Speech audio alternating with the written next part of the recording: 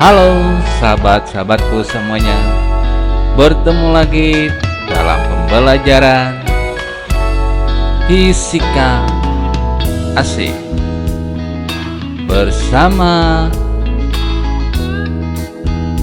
tentu saja dengan Jurnal Simbolon.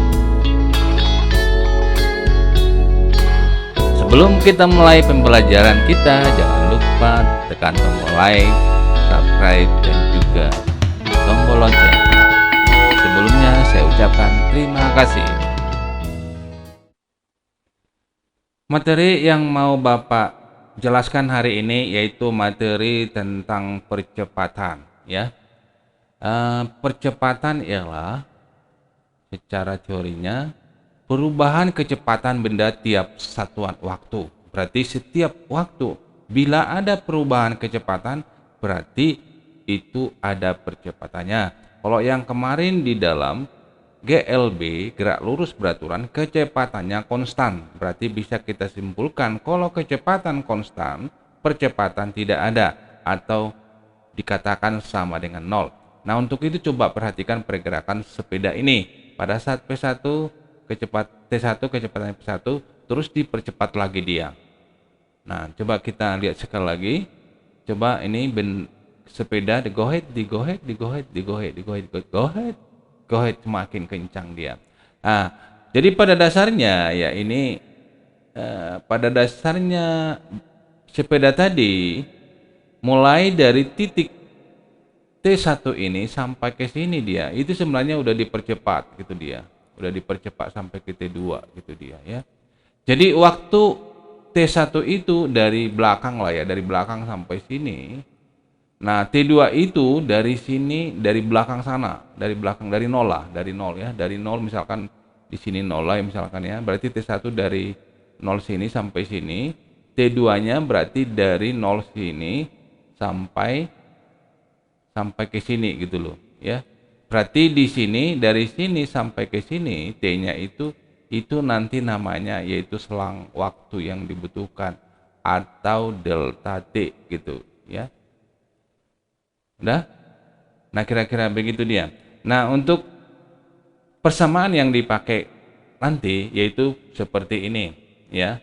Seperti ini di mana lambang percepatan adalah A sama dengan delta P per delta T sama dengan P2 dikurang P1 per T2 dikurang T1. Nah, kalau delta T-nya berarti delta T itu adalah ini, selangnya ini gitu dia. Berarti dari T1 dari sini ke sini ke T2.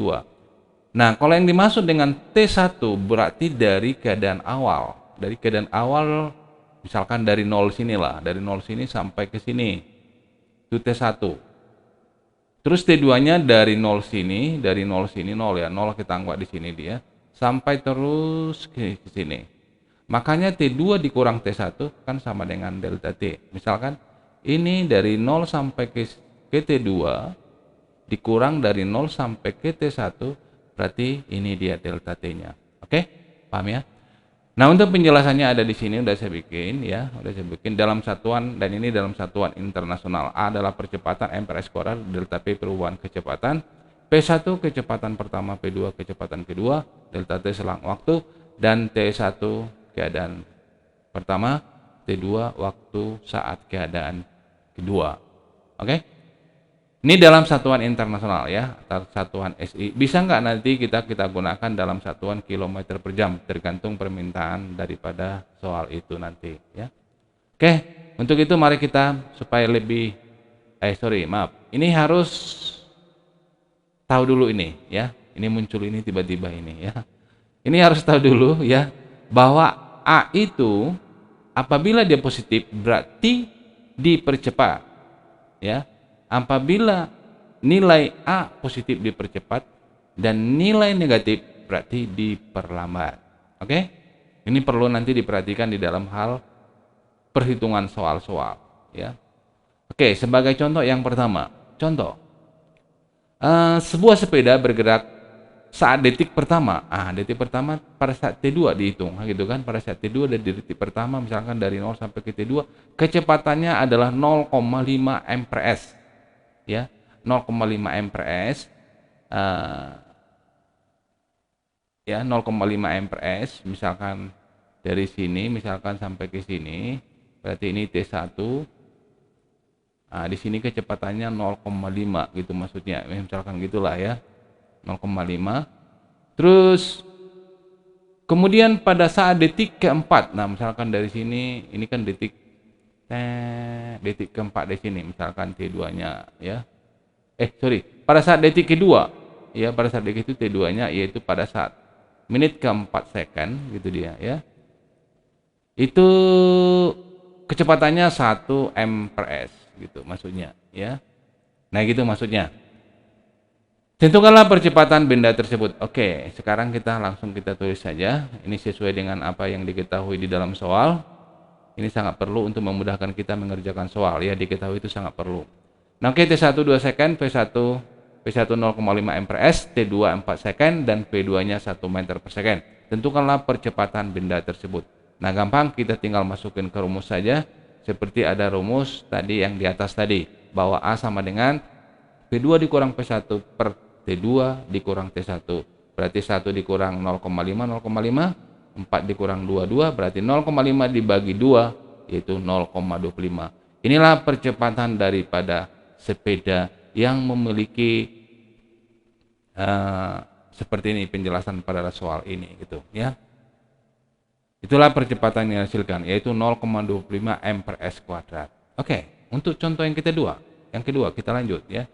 Contoh yang kedua, sebuah mobil mula-mula bergerak dengan kecepatan 30 km per jam. Kemudian diberi percepatan. Ini percepatan yang dikasih tahu ya. 2 m per s kuadrat, sehingga kecepatan menjadi 108 km per jam. Dan konstan selama 20 second. 20 second konstan dia. Kemudian tiba-tiba direm sehingga mobil mengalami perlambatan hingga berhenti. Tentukanlah waktu yang dibutuhkan dari keadaan awal sampai mobil berhenti. Nah, sekarang coba kita gambarkan pergerakannya itu. Di dalam gerak lurus ini kita harus tahu gitu dia pergerakan daripada sebuah benda itu. Nah, ini sebuah jalan, misalkan jalan, ini kita tempatkan sebuah mobil. Nah, ini udah ada mobil ini kita anggap ini dulu, ini udah keadaan berjalan dengan kecepatan 30 km per jam. Ini sekarang mau kita hitung mulai dari sini dulu lah. Nah, terus tiba-tiba mulai dari sini ada percepatan 2 m per s. Ingat ini dari 36 ya. Ini misalkan di sini mana ini? Nah, misalkan di sini kecepatannya 36 km per jam. Ini 36 di sini dia. km per jam ya. km per jam. Terus diberi percepatan 2 m per s. Nah, sekarang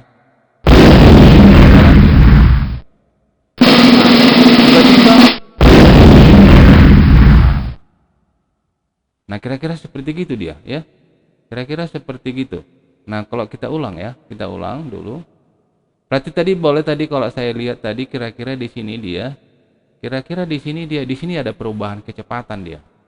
Ya, di sini dia udah 108 dia, ya. Di sini 108, terus konstan dia terus 108, terus diperlambat lagi dia, ya. Coba kita lihat ya. Sekali lagi ya. Ini udah dikasih tahu nih. Di sini lagi dia di sini dia. Nah, boleh kita simpulkan ya. Boleh kita simpulkan di sini dia 36 km per jam. Dia di ini awal pertama dia, terus dalam detik ke sini dia dipercepat ya.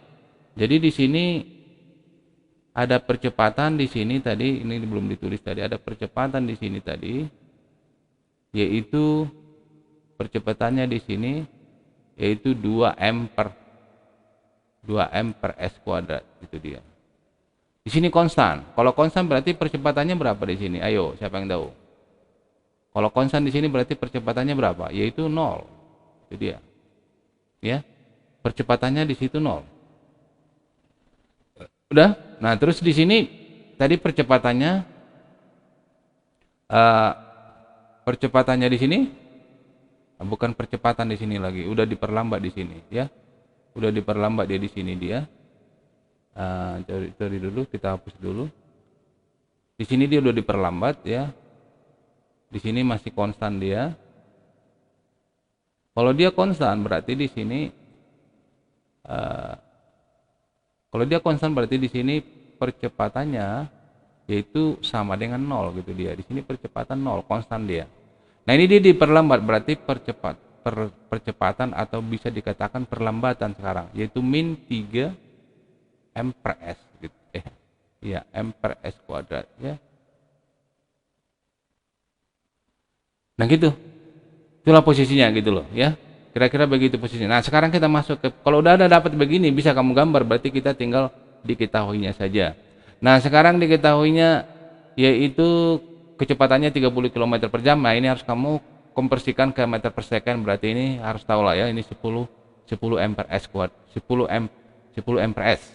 Kalau 108 berarti itu 30 m per s.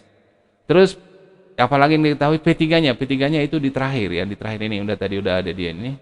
Terakhir ini yaitu 0. Udah berhenti, kan sampai berhenti dia, ya. Terus apalagi yang diketahui lagi? Perlambatannya itu min. Tadi udah kita masukin lagi. Terus T konstan, konstan itu ada di sini dia. T konstan ada 20 second dia. Terus ditanya adalah T totalnya. Berarti T totalnya itu maksudnya yang ditanya T total itu adalah yaitu dari sini sampai ke sini gitu loh. Berapa KT yang di sini gitu loh. Berarti otomatis kan KT ini begitu kan? Delta T1 ditambah T konstannya itu kan, terus ditambah delta T2. Nah, berarti tinggal mana yang kita cari? Tinggal yang ini. Ini yang belum sama yang ini yang belum. Ini yang belum. Oke? Sekarang kita bikin perhitungannya ya. Sekarang kita bikin perhitungannya. Nah, yang pertama tinggal masukin ke rumus saja. Berarti A1 sama dengan P2 dikurang P1 per delta T1. Berarti delta T1 ini dia. Nah, delta T1 berarti ini bisa kita balik ya. Ini bisa pindah jadi ke sini ya. A1-nya pindah ke sini, jadi rumusnya bisa seperti begini dia. Yaitu delta T sama dengan P2 dikurang P1 per A1. Berarti tinggal masuki angka-angkanya. Angka-angkanya sudah ada 30 dikurang 10, terus percepatan satunya yaitu 2, berarti 30 kurang 10 20, 30 dikurang 10 20, betul kan? 20 dibagi 2 10 second, berarti 10 second lah waktu yang dibutuhkan dari sini. Nah, sekarang kita masuk ke A2-nya. A2 maksudnya adalah yang ada di sini ya. Ini kita anggap ini A2-nya ya, ini kita anggap ini sudah 0 ya.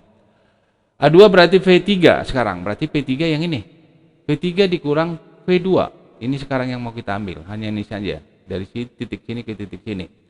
Nah, berarti delta T2 berarti V3 dikurang V2 per A2. Nah, tinggal masukin V3 nya berapa? 0. V2 nya berapa? 30 per perlambatan. Ingat, jangan sampai lupa kamu menggunakan perlambatan min 3. Berarti 0 dikurang 30 sama dengan min 30 per min 3 sama dengan 10 second.